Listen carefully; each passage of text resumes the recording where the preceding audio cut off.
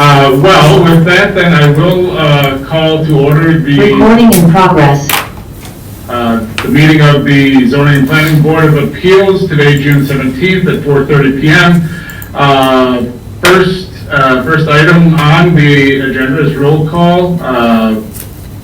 We have Josh Cook is here, Stephen Shugart, Present. Brian Ritter, Present. and we are expecting Noel later, but he's not yet here, he's excused. Moving on, would entertain a motion to approve the agenda for this evening's meeting. I motion. And I will second. We have a motion, we have a second, any further discussion? All in favor? Aye. Aye. All opposed? All right, we have some approved agenda items. Next, we've got the approval of the meeting minutes from the May 19th meeting. Hopefully you've all had a chance to take a look at that. I would also entertain a motion to approve those minutes. I'll so motion. I'll second. We have a motion and a second. Any further discussion? Hearing none. All in favor? Aye. Aye. And all opposed? All right, that motion has been carried. Moving on to our regular business. Josh, I can interrupt you right now. Noel is here, and so if you are looking to leave, you can be excused as well, as we have a quorum. My family's out hiking right now, I've got nowhere to be. I'm happy to turn the chair over to Noel, but I will, I'll remain present. Thank you. Sounds good. Thank you. Sorry, had running down from a meeting out of town. Where are we at? We are at regular business, item number 1, an application that was withdrawn for 521 North Roy Avenue. Have we done any of the reading yet at the top of regular business? We have, All right. We have. I'm sorry, that's the normal reading for our normal, The goal of But the, not the- yes. Well, and just note for this one, this item has been withdrawn for this particular item. It was noticed as the letters were sent out to neighbors for 521 Roy Avenue, but this item was taken off the agenda as of Friday last week. All right, so we can dispense with that? Do we need to take any action to do We do that? not. All right, so we're moving on then to item 2, Appeal 25-13. Am I in the right? Correct. All right. Consideration with possible action on a variance request from Nathan Wallenfang of 814 Hubbard LLC, applicant and property owner, requesting to exceed driveway standards for width of a driveway opening along an alley for a 1 or 2 family residential use and impervious surface standards for a parcel in an R1 low-density residential district at 814 Hubbard Street. And as it is the goal of the Board of Appeals to conduct a hearing that is fair, informative, in appearance and substance, to ensure that we satisfy those goals, would you please, members of this board, please confirm the following for this appeal by stating I confirm. I do not have a conflict of interest in this matter. I confirm. I confirm. I confirm. And I confirm. I have not received any communication from any person or party about this matter other than the packet. I confirm. I confirm. I confirm. And I confirm. All right. If the petitioner is here, please join us at the table. Petitioners online, but Online as well? they also have a representative here in person. Okay, good. Yes, Great. so come on up. Can I ask a question? I'm sorry to interrupt you. Did you say that Roy Street thing was taken off Roy Avenue is off the agenda, yes. it was and withdrawn. nobody bothered you? It was, right, it was withdrawn on this past Friday. We informed the applicants, and why we noticed just now that this existed, because we wanted, if anybody were here, that item is withdrawn from the So agenda. it's just completely, What they are proposing won't meet the code, yes, so it's gone. okay, thank you. Thanks for coming out.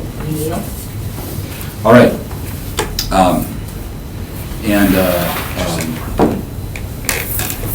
Before we start, John, do you swear or affirm that the testimony you're about to give will be the truth? I do. All right, please tell us about this case. All right, so the applicants are looking to do a driveway reconstruction on the back of a home at 812, 814 Hubbard, and that is an alley entrance for a two-family house. There were some orders given to repair what has been a gravel driveway and take it into code compliance, and the applicant is looking to put in a new paved driveway in the back. There are 4 parts of the code, though, that in their proposal that are not met. So section 44-1746 sub G, alley drives. The driveway may extend to the garage opening or may extend into the lot 30 feet in width or 40 feet in depth, but shall not exceed into the side yard setback. The overall property is 65 feet in width. They're looking to have a driveway that is 65 feet in width. Section 44-1746 subsection H, alley drives. In no case shall the maximum driveway width be the cumulatively greater than 50% of the overall frontage. They're seeking 100% at 65 feet. 44-559, maximum impervious surface. Impervious surface, including all buildings, drives, and other paved areas, shall not cover more than 50% of any lot located within the R1 district. Currently, with the gravel drive that's impervious surface, and an existing shed, it is approximately 74.4% impervious on the property. Applicant is seeking to create a parcel that has 75.6% impervious surface on the property with their plans. Section 44-1746, subsection D, driveways into uncovered parking stalls shall meet applicable side or rear established. This goes back into 1746G, but it's just given the parameters of it. So side yard setback for accessory uses on a parcel is 4 feet. They are seeking 0-foot setback on both side yards, both the east and west. This is a picture of the property itself, two-family home. So you're going to see over here that this is gravel and there has been an existing shed in the property. You see 57 and 8, this dash line, the property at some point was combined to have an additional 57 plus 8 feet to make 65 feet, and that's what you're seeing here. And that's a bit of the difference you might have noticed from the plans that were submitted by the applicants. They noted 57 feet wide, in reality it's 65 feet. Spoke with the applicant, they intended for this to be the entire width of the overall parcel itself from side to side, and removing that shed that you see here in the 2023 aerial photo from the property. So this is serving a two-family home that's been existing for quite a while. There is no garage parking on the site, as it is a legal nonconforming to not have garage parking, but you need to have stalls. And with that, you need to have 2 parking stalls for each unit, so 4 parking stalls in total. This is a view from the street from Hubbard. You can see there's no area to put in a driveway or have parking out front with the way the building is currently configured. This is a view of the alley if you were looking behind Hubbard Street, just as far as in context, as far as where different structures are, and how people are accessing these reloaded drives for people who happen to have homes on Hubbard. This is a view of the existing conditions at the site that was provided by the applicant. You can see the drive for the alley. The drive for the alley is exceptionally narrow, I'll note. It is 8 feet in width. If we're talking about a private property and drive aisles for a one-way drive, minimum size is 12 feet in width. This driveway after the alley is 8 feet in width. John, is that the width of the alley dedication? Alley dedication is 8 feet in width, and I'll note, going back to the aerial photo, you're not seeing it here necessarily. I may have one that's browned up. You can see here better. This is the property line. You're seeing building on both sides coming straight to the property line. So you do have approximately 8 feet of width on that driveway, or on that alleyway, for vehicles to be accessing to access their rear-loaded facilities. So this is some additional photos that were supplied by the applicants. The one here on the left is a view of the residence. If you're looking southbound to the back of the residence. Another one is of a neighboring property. And if you turn around essentially 90 degrees from that spot, you can see what neighbors have on the north side of the parcel. Then you have another view of the alley that's closer towards the looking westbound at how vehicles are parked. A few more shots that are just sort of provided for context by the applicant that I wanted to share in case there was a question about it. So that leads back to our discussion as far as what you can do on the property within the code and trying to give some possibilities to fit within the code itself. So As noted, there's the issue of having to meet the minimum parking stalls for a two-family, which would be 4 stalls in general. Keep in mind, our parking code allows for parking stalls to be at 15 feet minimum for length and 8 feet for width. That's your minimum standards for a legal parking stall. Your distance from the house itself back to this alley, the actual right-of-way itself, is 20 feet. So they are looking to pave the entire area back here, leading from the plane of the house 20 feet back towards the right-of-way or the alley. When reviewing this, as far as meeting the minimum standards, if we're talking having 8-foot wide stalls and needing to have 4 of them, that's 32 feet. And a 32 by 15 foot area, that will lead to impervious surface at 56.3%. If you're doing 32 by 20, which they're asking to go put the pavement straight to the house itself, you're at 60.6%. And they're asking to increase their already non-conforming impervious surface from 74.4 to 75.6. So at 32 feet wide, you would then have a driveway that meets the standards for being under the half requirement. You'd be over, however, what the maximum driveway width of 30 feet on the property. It's the maximum you have off an alley. You would still have impervious surface standards, but you would likely conform this to where you're not having setback standards for side yards, where you could still be in conformance with a 4-foot side yard setback on either the west or east portion of the property. I'll note, and I'll let the applicant make their argument for this, in these images you're seeing vehicles not parked necessarily at a perpendicular angle, but they're parked at a diagonal angle, which is a different metric compared to 32 feet. If we look back through aerials throughout time of just how people have parked on this site, you will see a hodgepodge of people parking at an angle and people parking in a typical parking stall functionality on the site.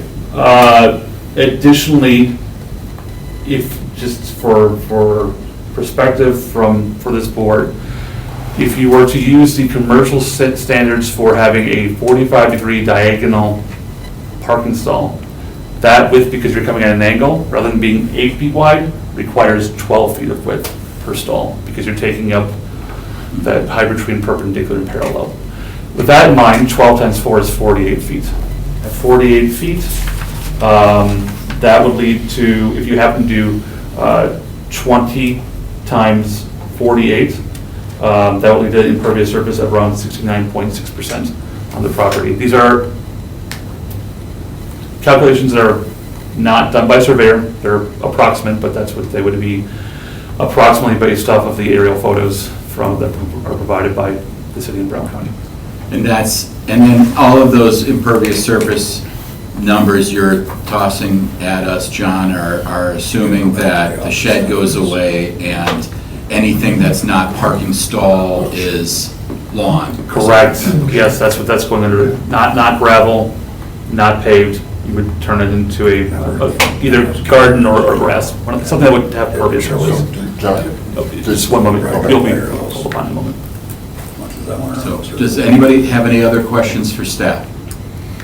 So at minimum, we would be looking at least for impervious, because none of the configurations meet impervious code. There is one way you could require they have to do pervious surfacing. If we're talking about typical asphalt or concrete surfacing, there is no way to get around this. Right. You will be over the code, yeah. Okay. And that is assuming straight installs, and that's a one-way alleyway? So I don't believe it's actually signed that way. I believe traffic just comes in whichever way because of I would suggest it's just lack of traffic that it's not, that's how they signed.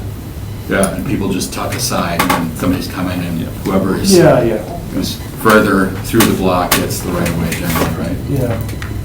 Okay, any other questions for staff?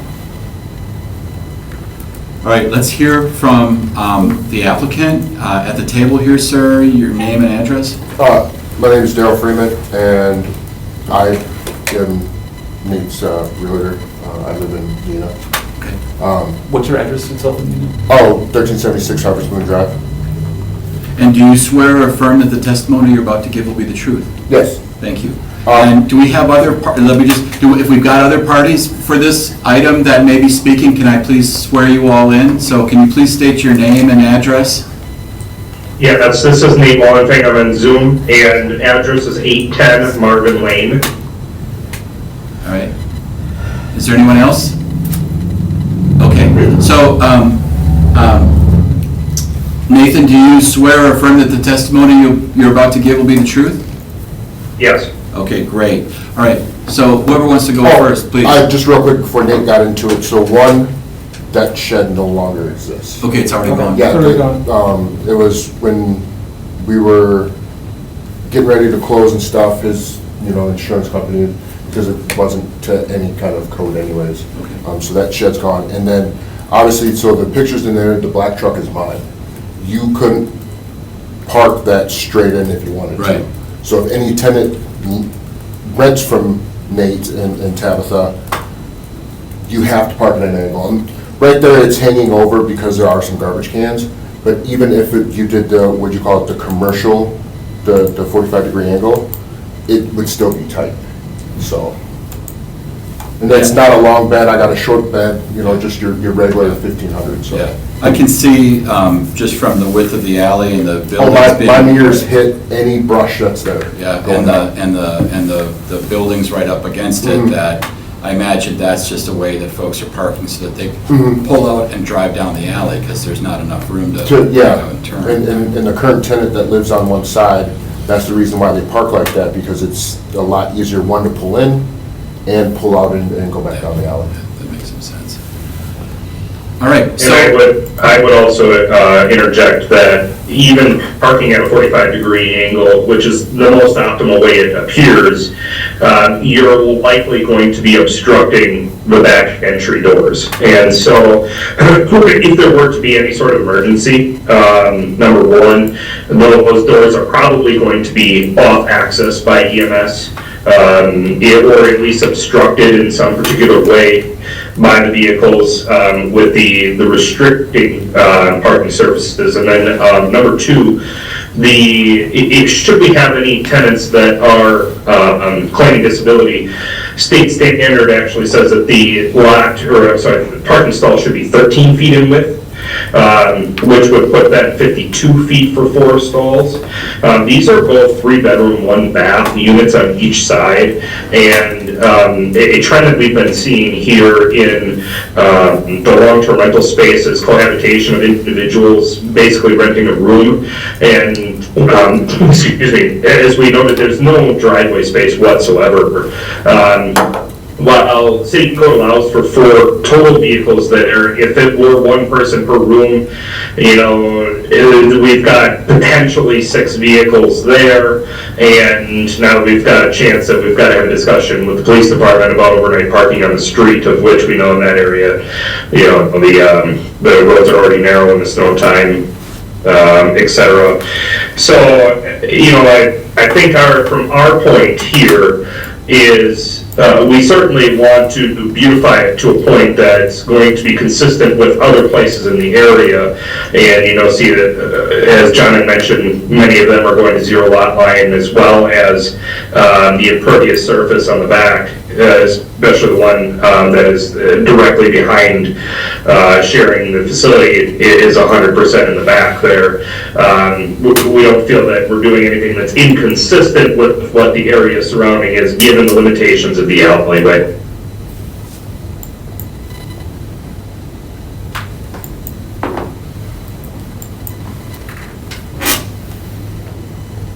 Any other arguments from our applicant as to why we ought to grant what we're being asked to grant?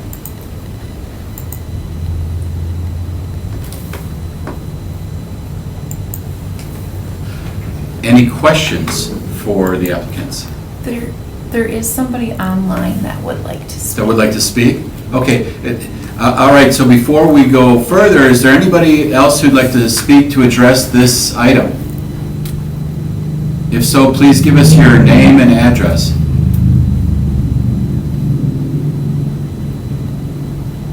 Make sure to unmute yourself if you are muted right now. John, you're muted too. Yeah, but Oh. Okay. Do we not have somebody, or do we have somebody who's Did somebody struggling raise with their tech? hand, or? Unless it's for the next Might be item. for the next item. I We just got a call at the called front in that counter. said Okay. she wanted All to right. speak, but. Is there anybody in the room who wishes to address this issue? Okay, so are there questions for our applicants here? Yeah, how many stalls do you intend on putting in? I know city code puts for 4, ideally I would love to have 6 in there with that statement of the cohabitation that's been occurring. That would, we would appreciate that.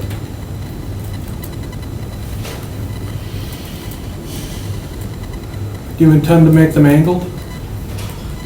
We would have to at that point, yes.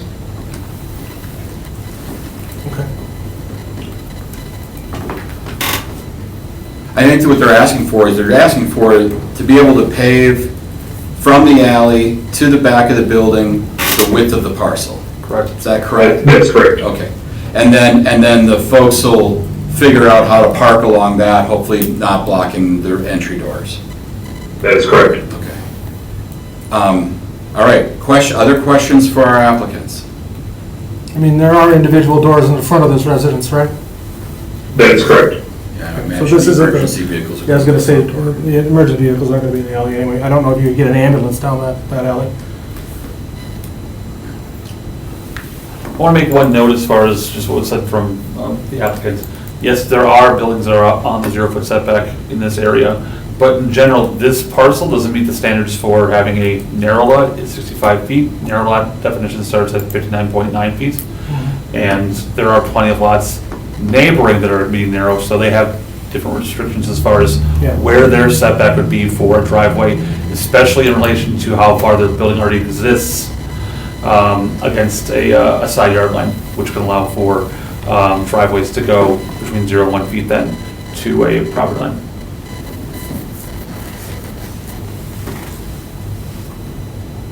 Any other questions? All right, thanks for your input. We're going to deliberate on the item here. You know, at first blush, John, if you could just leave up the picture for a minute of the view down the alley with the vehicles parked. Yeah, the one that had his truck in it. There we go. I mean, I know this neighborhood. That's a really narrow alley. There's a whole bunch of really narrow alleys over there, and there's old houses that probably were built before anybody had cars, or maybe even cars approaching the size of the vehicles we got. This is, you know, this wasn't and this doesn't even look like an older home converted. This looks like this was constructed as a 2-family dwelling. You know, you need parking spaces. I'm not sure what we would do here. You should be able to expect to park your tenants on the lot, especially if you've got the space. I think it's more about what constraints are we going to put on this so that they've got some utility from this, from this space between the building and the alley.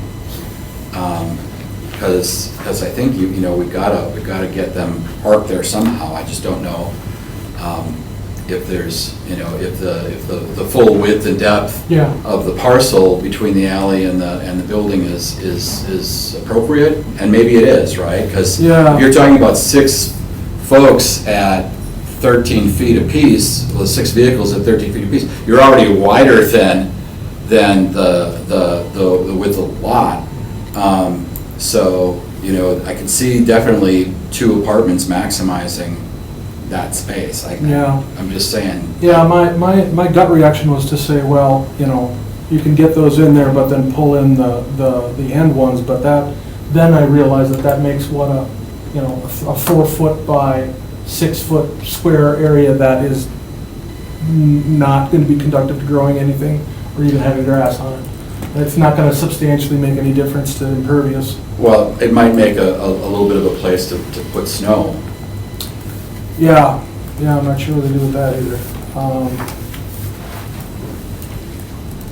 Yeah, I think the issue really comes down to really the question of, do we do we give 6 stalls? Is 6 stalls what's necessary here, or is that a nice to have versus the 4 that the code requires? And then if we limit it to that, the space necessary for those 4 stalls, then are we getting any meaningful, increment or benefit from that?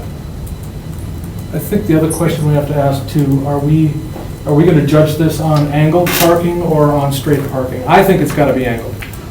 I mean, just, can you go to the aerial again, John?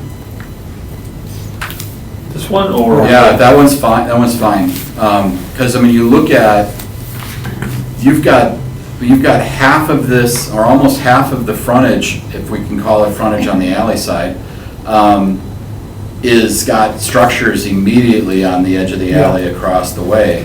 So if you were parked straight in there, well, your car would be stuck there unless you waited for other people to leave, and then you did kind of like these wiggle moves to get your car out of there. I can't imagine being able to reasonably park there without pulling it at an angle, at least for half the space. And then it seems silly to say, well, half of them can be angled, but the other half have to be No, I straight. think this is an angled situation here for it to make any sense. I mean, especially if it's gonna be more than 4. It's just, everything's just too small over here.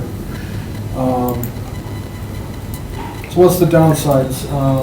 We'd have increased impervious. I'm not super fond of that, but I don't know if there's a water problem down there or not.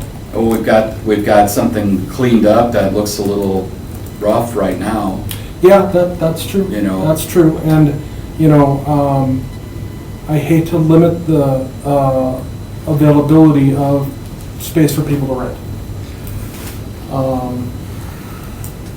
Yeah, I think that's a Yeah, I mean, to me, factor, I that's think, in the absence of detriment in the public interest here. John, can you go to the specifics of the request now, and let's just take a look at those? So,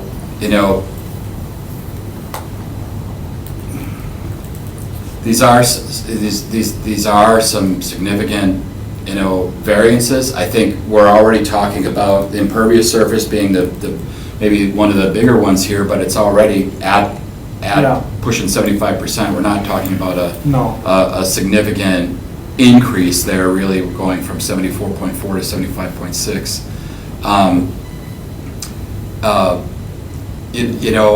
I look at this case here and I think, we're trying to regulate parking to make it reasonable. I think the scenario that the applicant has presented here kind of is a reasonable approach to providing parking for a duplex.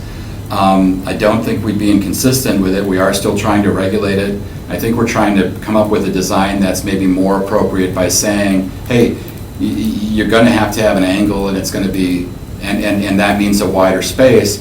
I don't know if the full 45 works, because that would take us to what, 6 times 13 is 70, well, whatever, 78 wider than feet the or something lot, like that, yeah. right? It's wider. And I'll note, 13 is used for being all handicap stalls. 1 and 2 family does not require 13 feet Okay. for this at all, let alone all parking stalls being at 13 feet in width. But if you're talking a 45-degree angle, which we're not looking at in 1 and 2 family, but if you're comparing it to a commercial code, Right. it's the 12 feet you need to have for each individual stall. Okay, so, So the way I'm looking at it, I guess I'm kind of thinking about this, and if we just take it in abstract with the code, it seems too much. But then when you look at the actual situation on the ground, I'm not certain what else you do. And to me, it really comes down to, is it in the best interest of the city to give them 6 spots? yeah. And I think in this particular case, I would be inclined in that direction. I think I can make that argument. Yeah, I think I agree with you, Stephen. Because if you don't and then somebody's gonna try and tuck in and do something silly, or they're gonna park over the permeable surface, or we're gonna be dealing with some other issues here. Yeah. Let me just take a walk through the tests here. So I don't think we're throwing out the regulations for parking by doing this. We are preserving the intent. We are still trying to control this. We're just having to look at a strange situation. So I feel that first test is met. The exceptional circumstances, yeah, this is something where I think the configuration of this, it looks like there's a number of single-family homes around there. There's a number of properties that have driveways adjacent to the home that goes off, the street. This property does not have that. It only has alley access for parking. And I think, the size and shape of it, and in fact, the whole darn alley at only 8 feet wide is kind of odd. Yeah. I think we meet that exceptional circumstances test. I think the preservation and enjoyment of the property rights, in this case, both by the owner of the property as well as by, the folks who are going to be expecting quiet enjoyment as tenants of that property, they should be able to park where they live. I think that's something that we believe and we try and provide for in our code. I don't think that there's a significant detriment here. Like I said, the increase in impervious surface is de minimis, and I think we're actually kind of improving the look and feel of the alleyway by maybe paving that. Taking down the shed was a good step as well, and I think allowing for the extra width of pavement as requested, as opposed to forcing them in, I think makes the alley usage and the parking space usage safer for everybody, not just the residents, but for the other folks who are going to be in that alley. And I don't think this is a self-imposed or economic, hardship here, that this is just, you're dealing with a building that was built before we had cars like we've got today, and we're trying to make the best of it. So I believe the tests have been met, and I would entertain a motion one way or the other on this item. I would move to approve the variance as requested, based on the just stated reasoning. Is that for all 4 requests? Yeah. All 4 requests. If that's what I was going to ask. Sure. Sorry, a second? I will second, yes. All right. We've got a motion and a second to approve the request as presented to us. Is there any further discussion? Hearing none, all in favor? Yes, sorry, I guess the only other point I was having a hard time getting there on the hardship piece, because I think that going from 4 to 6 stalls is a self-imposed hardship, where the legal requirement is 2 stalls per unit, but subject to that concern, I think I've been swayed. Okay. All right, Josh, thank you for that comment. Is there any further discussion? Hearing none, all in favor signify by saying aye. Aye. Aye. Opposed? Motion carried. You have the variance as requested. Thank you very much. Thank you. I think that might be the most extensive variance that I can remember. Yeah, it's a few things in there.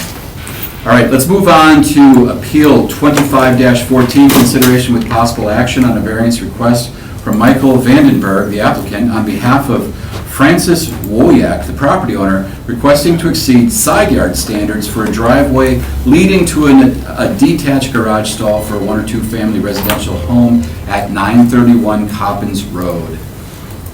If the petitioner's here, please join us at the table. And John, do you swear or affirm the testimony you're about to give will be the truth? And I'll do the swear, I'll do yeah, sorry, I forgot the step. Hey, if you can, please tell me I confirm. I do not have a conflict of interest in this matter. I confirm. I confirm. I confirm. I confirm. I have not received any communication from any person or party about this matter. I confirm. I confirm. I confirm. I confirm as well. John, do you swear or affirm the testimony you're about to give will be the truth? Yes. All right. Please tell us about this situation. Section 44-1746 sub B, detached garages, driveways and 2 detached garages shall meet the applicable side yard standards for the accessory structure established in the district in which it is situated, and shall meet the side yard setback for the existing detached garage, whichever is less. So the applicant is seeking relief to allow for a side yard setback of about a half foot from the property line rather than 4 feet off the side yard line. Property over here off of Coppins, over on the west side, this is a 2023 aerial of the property. In that time, came forth with a building permit to put in a new driveway and garage in the back of the property. This is a view of what the driveway then became over the course of time. Don't know the exact property line here, but there you can see in the back there's a fence, it's a long fence line along a side yard. The applicant is stating it's about a half foot from the property line, not the 4 feet. So this is a site plan that was submitted by the applicant showing after the fact what they'd like to do. This is the approved site plan done back in August of 2024. You'll note the notes that were put on by the inspector as they were reviewing this. The driveway must run directly to the corner of the garage. Why is that? The corner garage does the two things we see a lot. That would be the 2 foot difference between the opening of the garage and then where a driveway will lead to, and it's approximately 4 feet off of the property line. So there was a squiggle that was made in here saying no driveway going, up along essentially 6 inches from the property line. It's got to lead directly to the garage itself. I will also note to align the driveway tapers with the apron. You're going to see here in this photo, it goes that way.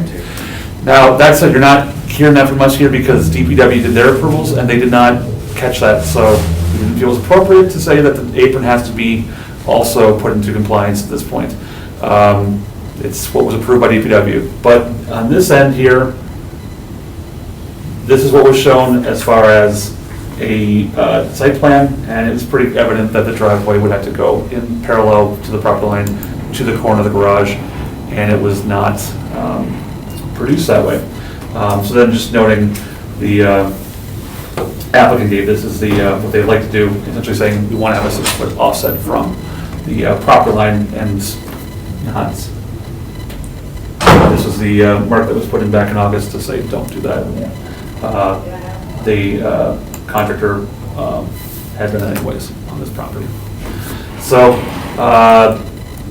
as far as what you could do to get into compliance, for all intents and purpose, if you were to take off this part here and connect it to the garage itself, you'd be in compliance. You lose that 3.5 feet of driveway, but you meet code at that point then.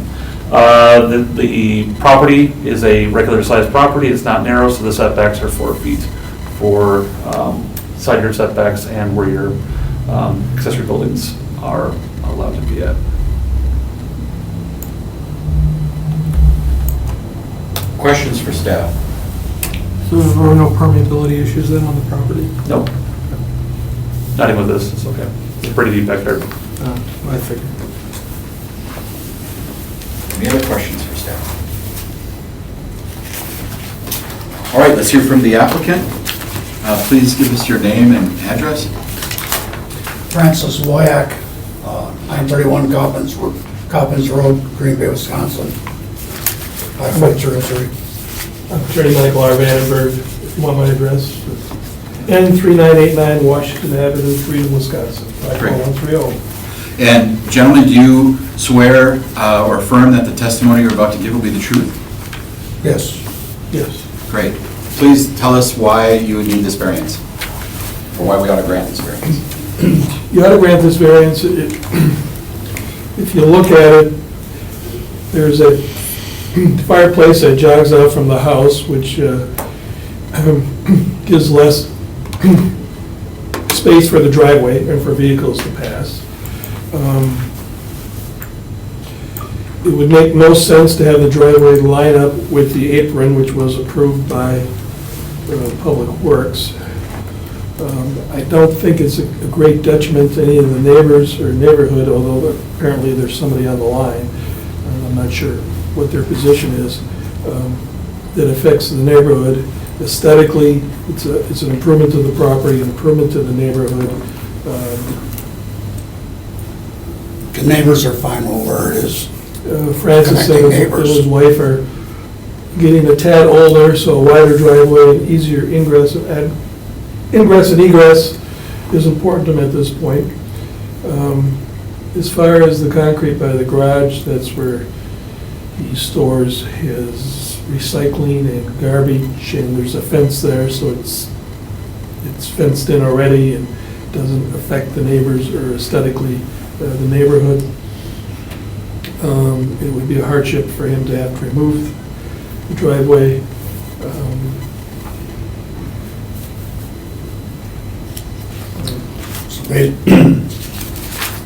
He lives on a cul-de-sac, so it's not a high-traffic area. And there's other structures in the area and driveways that are not compliant. That's probably true all over the city.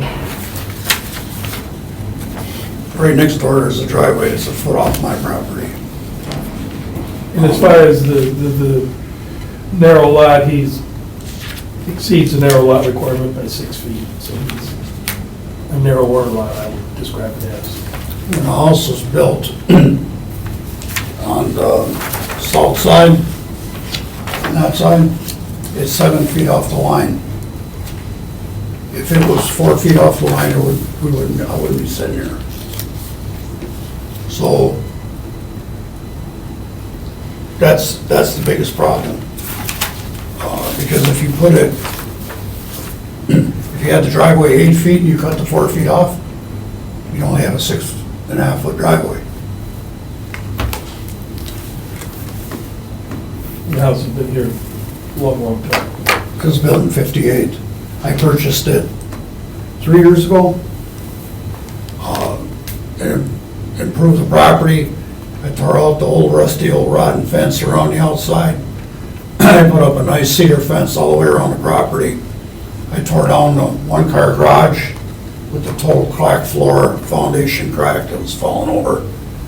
I replaced it with a 24 by 42 garage.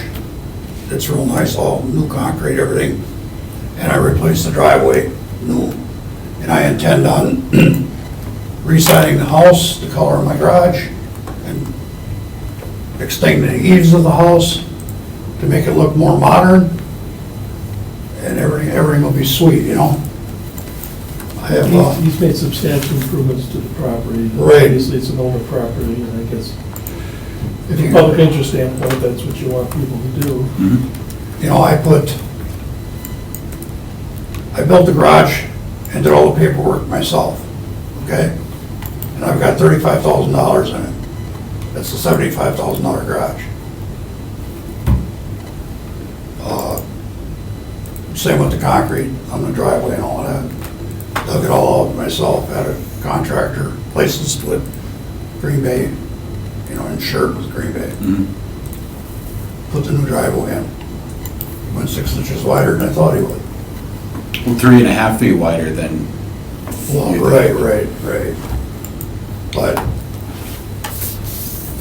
you know, if you counted the property as a regular width property, well, then the house is in the wrong spot, which takes away my driveway, takes away access to my property. My wife's a teacher at Howard Sonoco School District. I have 3 children, I've been married for almost 30 years.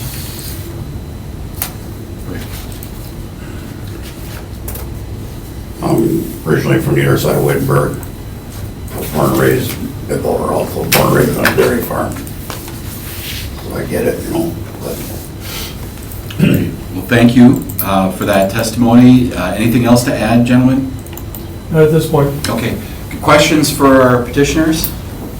Let's do the easy one. Why didn't you build it the way you were told to? I haven't had any explanation to that yet.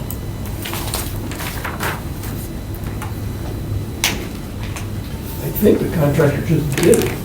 Contractor just did it, but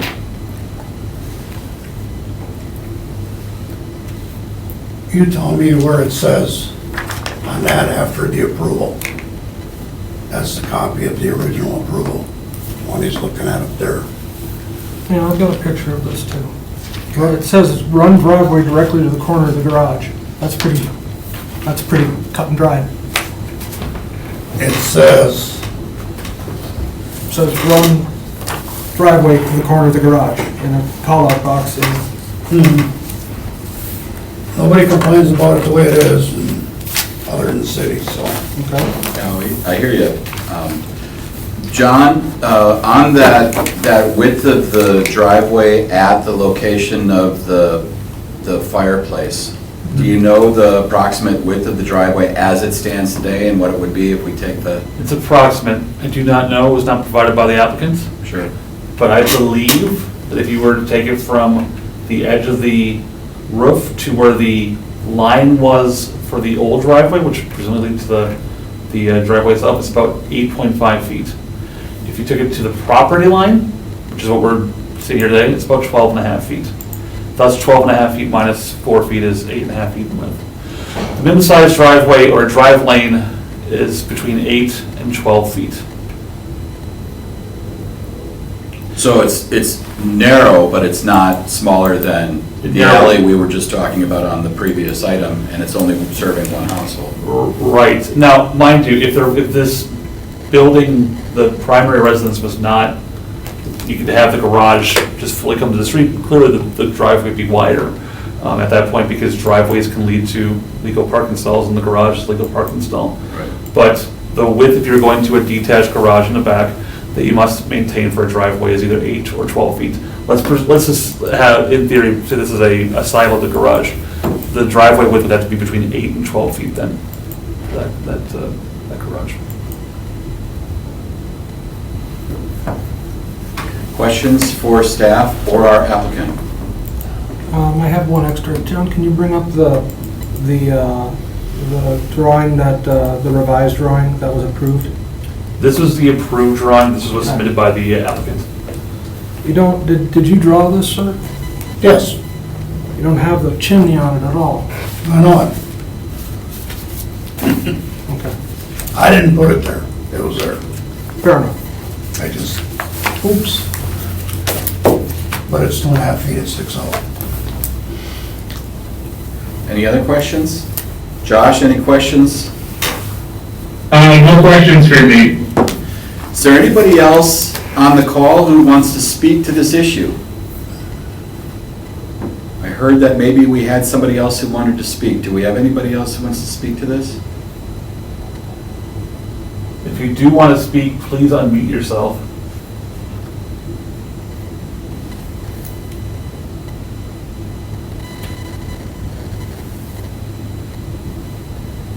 I'll ask again, is there anybody online who wishes to speak on this item? Please speak now, or we'll move on without your input.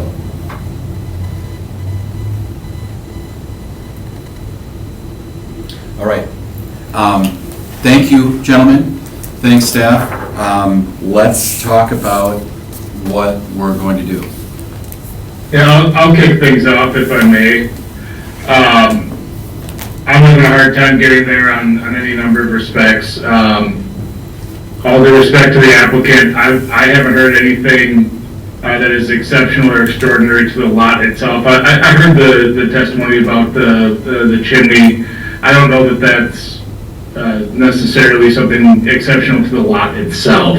But where I'm having the hardest time here is, I believe that the hardship is self-imposed.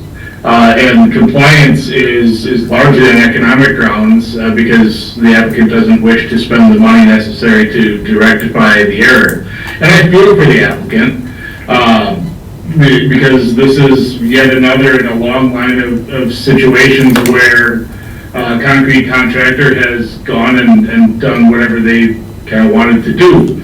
But it's self-imposed just the same, because the approval was very clear about what was to happen on this lot, and what was poured isn't what was approved.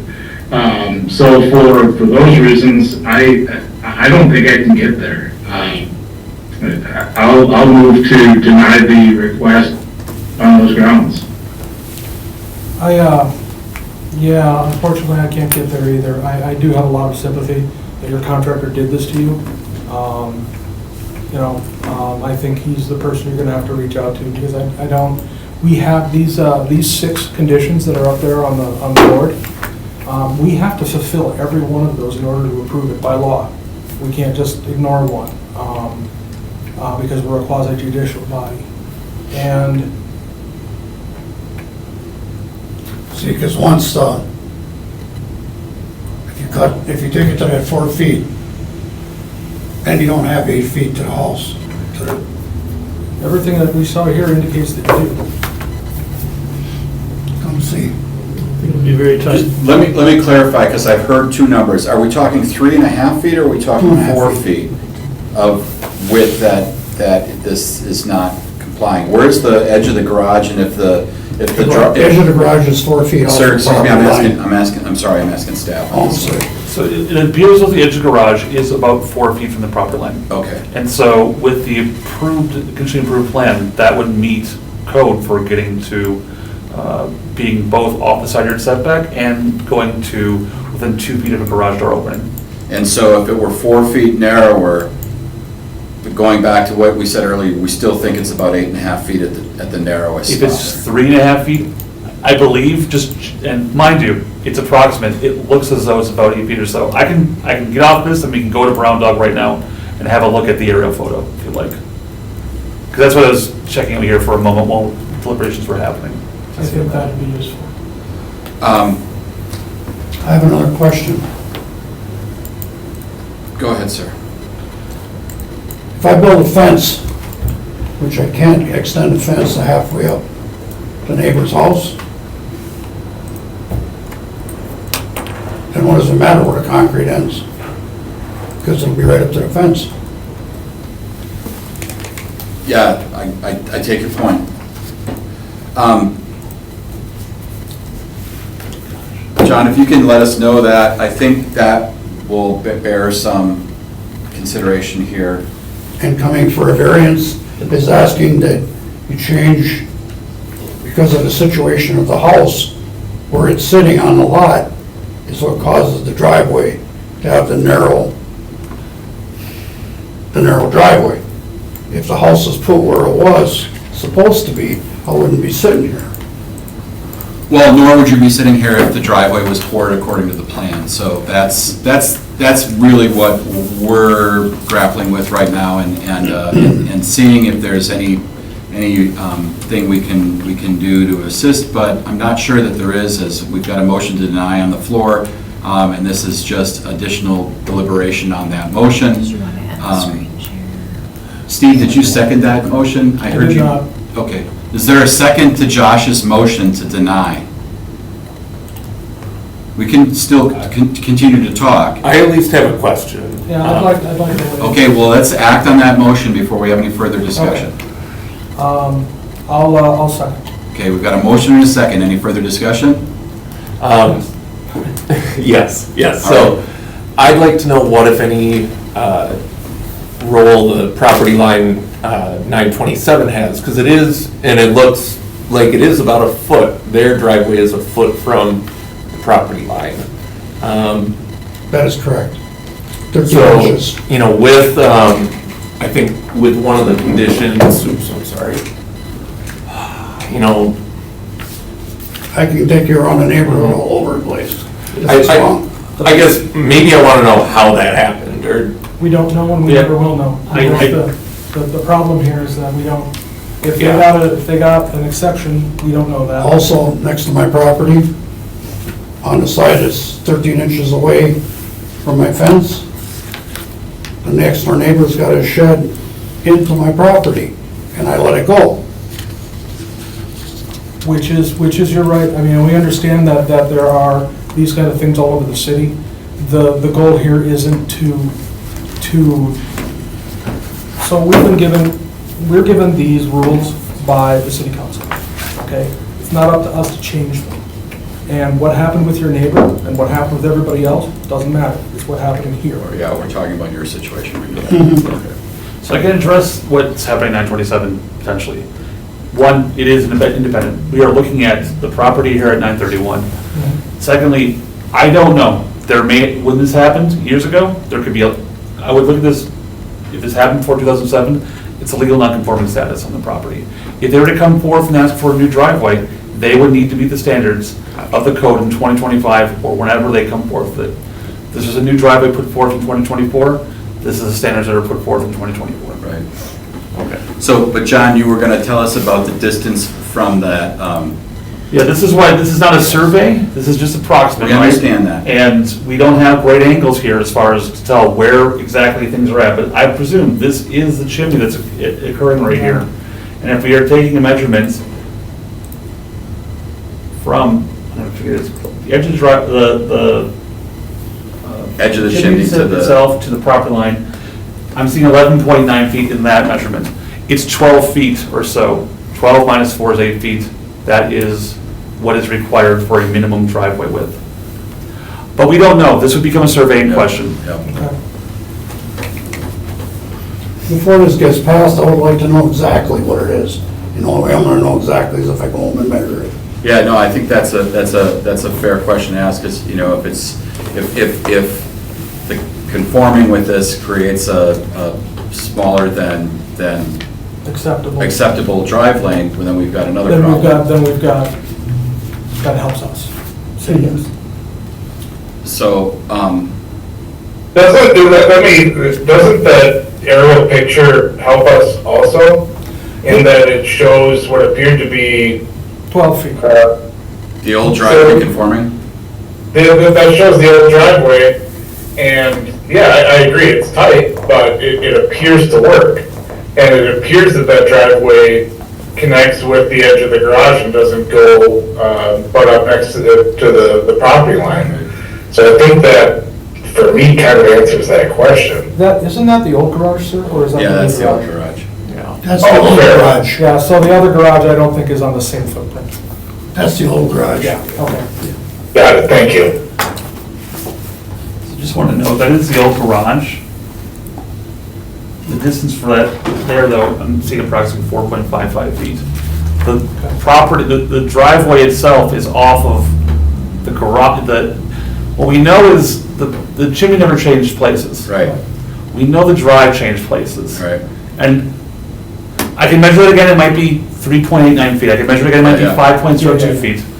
This is where, It was as good as we've got from there. Yes. Yeah. We know that a conforming garage provides adequate egress, or adequate access to the garage in the backyard.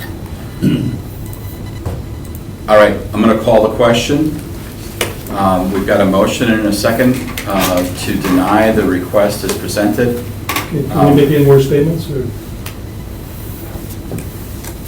Do you have new information to present to us? Well, no, I was just gonna say that, you know, the alley was 8 feet, and that was inadequate, which I would agree. And I guess a respectful request that you treat this as a narrow lot, given the circumstances of the chimney and the side yard setback on the other side of the property, and the fact that the property's been here since 1958. And you had just said to me a little while ago, that if I get a total accurate measurement, because you're looking at aerial photo, there ain't no measurement. You have to take a tape measure to know. Would somebody be willing to amend the motion to say, deny the request, but that the removal of the excess driveway, not narrow the driveway, be smaller than 8 feet in width? I mean, that sounds, Reasonable. We can get on board with that. yeah, okay.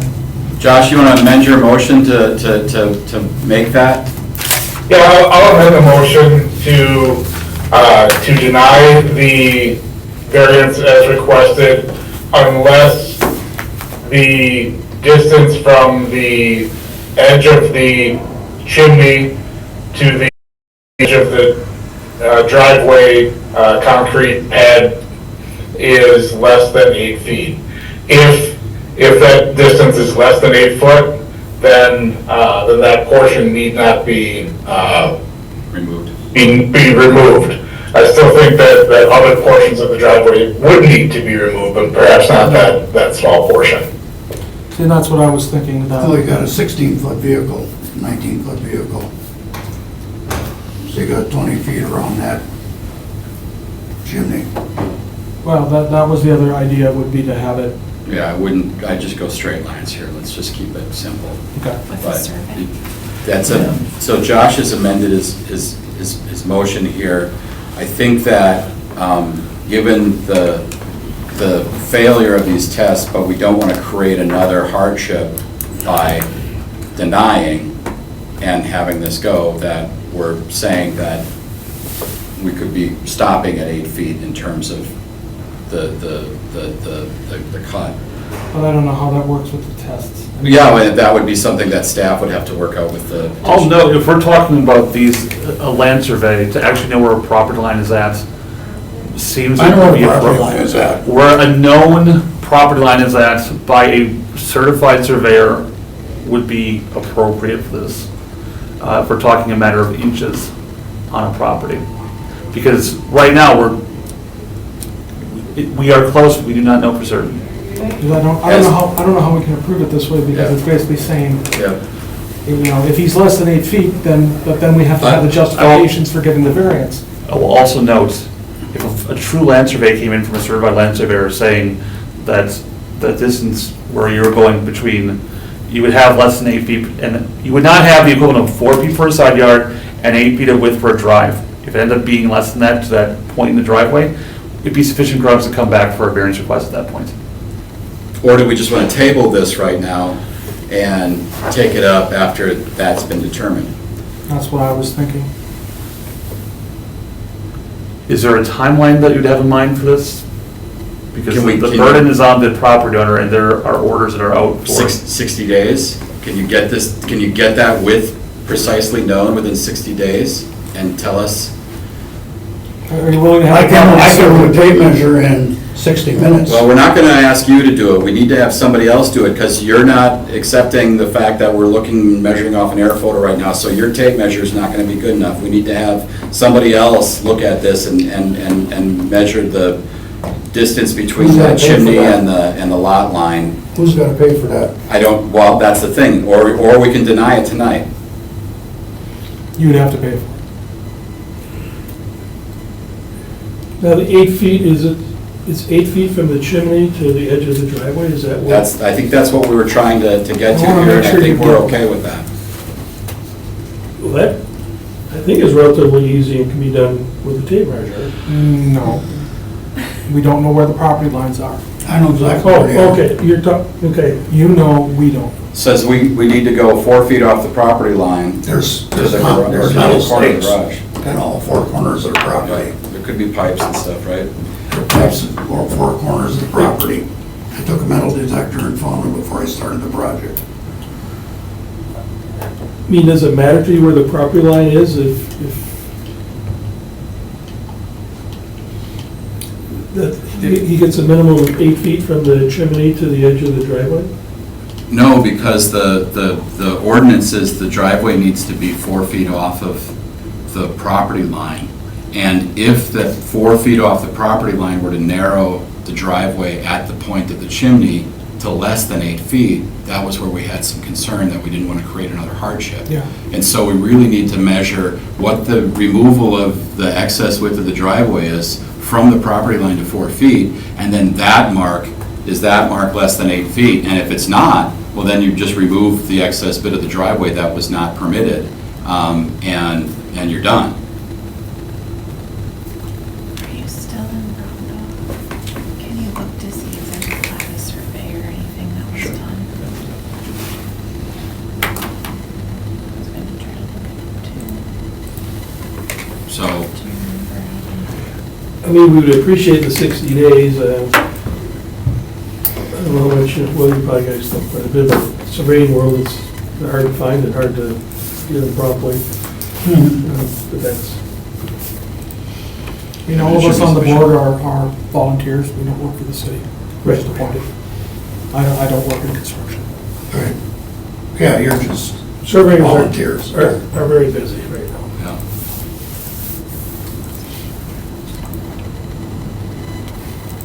I'll note I can't access it. This is being request from the Brown County Surveyor's Office.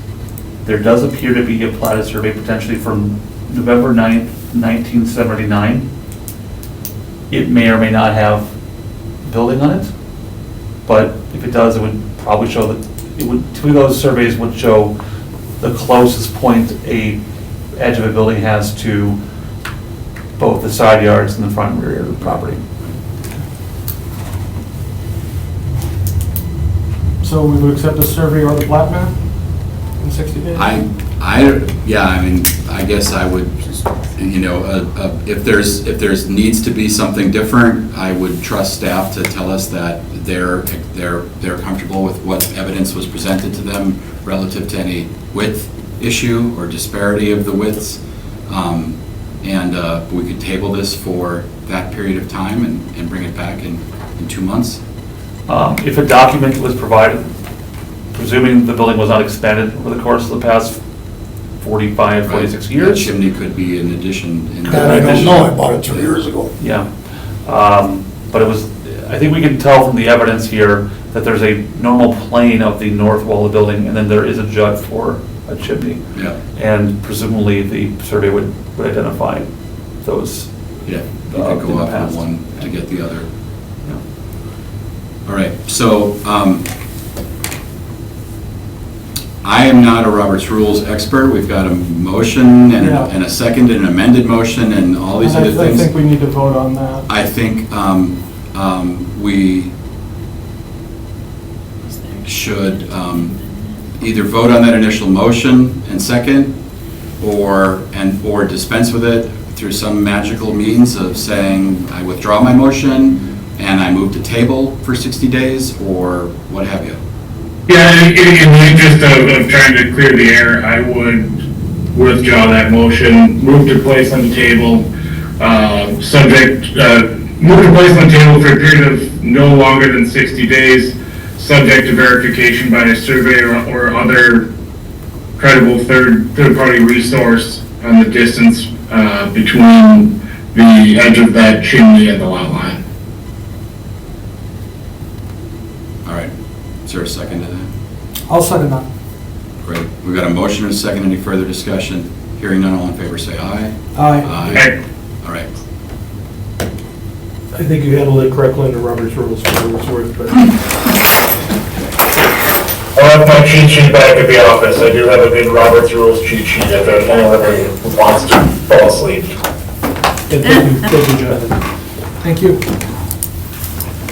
All right, our next meeting is July 21st, 2025, and I'd entertain a motion to adjourn. So motion. I'll second. All those in favor say bye. Bye. Have a good night, guys. Good night. Thanks, Thank you, Josh. Josh. Have a good vacation. Bye-bye. When do the 60 days be up? Recording stopped. At our August meeting, so